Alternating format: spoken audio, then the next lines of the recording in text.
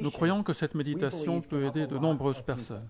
Pour cela, il est important de comprendre comment le stress nous affecte, quel impact il a sur la physiologie et surtout comment la MT réduit le stress et les maladies liées au stress. Nous allons évoquer un certain nombre de points importants. Cette première image, c'est mon bureau. Et comme bon nombre d'entre vous, je m'assois à mon bureau jour après jour en me demandant ce que je ne fais pas bien.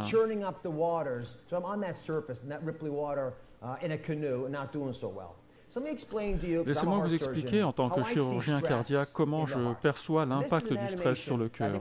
Voici une animation. Voici le cœur. Vous voyez cette plaque d'athérome? Elle est dans un des vaisseaux qui nourrit le cœur. Il y a des plaquettes qui se mettent dessus et forment un thrombus, un caillot. Et ce caillot grossit de plus en plus.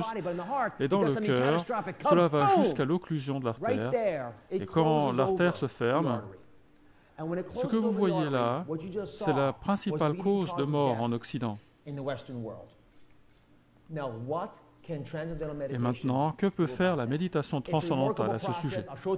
C'est un processus remarquable, je vous le remontre rapidement. Vous avez une plaque à l'intérieur de l'artère, une rupture de cette plaque, et ce n'est pas la plaque qui vous tue, mais c'est le caillot au-dessus. Et la lumière de l'artère qui s'occlue, elle conduit moins de sang, et dans le cas d'une artère coronaire, c'est la cause de la mort. Si vous regardez ce qui se passe fondamentalement, ceci est une étude portant sur des sujets ayant un taux de cholestérol élevé. Cette étude porte sur des personnes qui pratiquent l'AMT durant une année. La méditation transcendantale a été associée à une baisse significative du cholestérol total d'environ 10%. Maintenant, lorsque vous avez un traitement pour abaisser le cholestérol, on espère obtenir ces résultats. Mais cela est obtenu par la seule méditation transcendantale. Le cholestérol est le premier grand facteur de risque des maladies cardiovasculaires. Le second grand facteur de risque. Ceci est une étude randomisée qui montre une amélioration de la résistance à l'insuline, une diminution de l'intolérance au glucose. L'étude porte sur 100 personnes ayant des troubles cardiaques. En seulement 4 mois, 16 semaines de pratique de l'AMT, on assiste à un changement spectaculaire comparé à une population éduquée à la santé. La seconde partie du problème à propos des maladies cardiaques, c'est le diabète. Cette étude a été financée par la NIH, c'est une organisation réputée qui a soutenu ce travail. L'étude suivante est un essai randomisé concernant des hypertendus.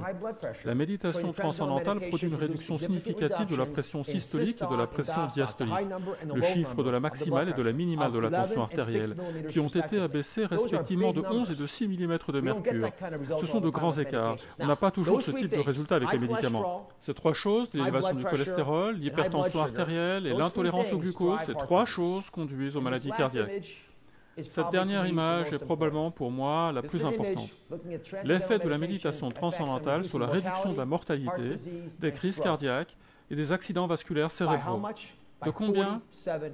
De 47%. C'était un essai randomisé sur le long terme mené sur des patients américains porteurs de maladies coronariennes. Ce type d'impact est impressionnant, inimaginable, dans le groupe de méditation transcendantale. Lorsque vous parlez de toutes les causes de la mort et que vous les réduisez d'autant, c'est un impact particulièrement spectaculaire. Ce sont les chiffres, les données. Mais comment amener les gens à vivre mieux et plus longtemps? Abordons une autre question, celle de l'obésité. Pourrait-il y avoir un impact de l'AMT sur la perte de poids? La perte de poids, en théorie, est quelque chose que l'on peut raisonnablement espérer si on réduit le stress. Qu'est-ce que le stress chronique?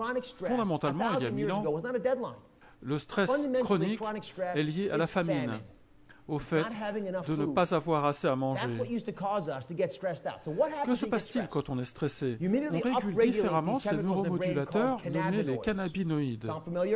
Cela vous semble familier, comme le cannabis? Si vous les stimulez, cela revient à fumer un pétard. Donc vous mangez plus et vous continuez durant la journée même si vous n'avez pas faim. Laissez-moi vous expliquer cela à l'aide de cette animation. On voit le foie qui reçoit les substances du système digestif. Lorsque le foie reçoit trop de nourriture, il devient gras. Et cette surcharge du foie conduit à développer ce qui est représenté en jaune et qui peut devenir très volumineux à travers votre ventre. C'est la graisse abdominale. Lorsque je regarde la graisse abdominale, je vois une personne stressée. Parce que l'on accumule de la graisse abdominale pour une raison très particulière. Cette graisse abdominale qui s'accumule Parce que c'est un réservoir de stéroïdes. Ces hormones sont libérées par le stress et s'accumulent dans la graisse abdominale. Pourquoi? Parce qu'il y a 1000 ans, en accumulant de la graisse abdominale, vous pouviez le redistribuer au foie si vous étiez affamé. Maintenant, nous n'avons plus besoin de ce mécanisme de protection. Now, the anxiety that I'm talking about that leads to overeating and many other problems paralyzes the ability of its sufferers to function normally. We've all experienced that. Parlons maintenant des symptômes du syndrome de stress post-traumatique, qui n'est pas seulement répandu chez les militaires qui sont allés au combat, mais aussi chez les jeunes enfants des villes difficiles et des pays en guerre dans le monde. Ce syndrome retrouve une anxiété intense, une dépression, comportements violents, des comportements impulsifs. Nous devons munir notre jeunesse d'outils qui leur permettent de faire face à cela, comme nous l'avons fait pour les sans-abri et les pauvres. Nous avons besoin d'outils pour qu'ils puissent faire face aux traumatismes et stress de leur vie.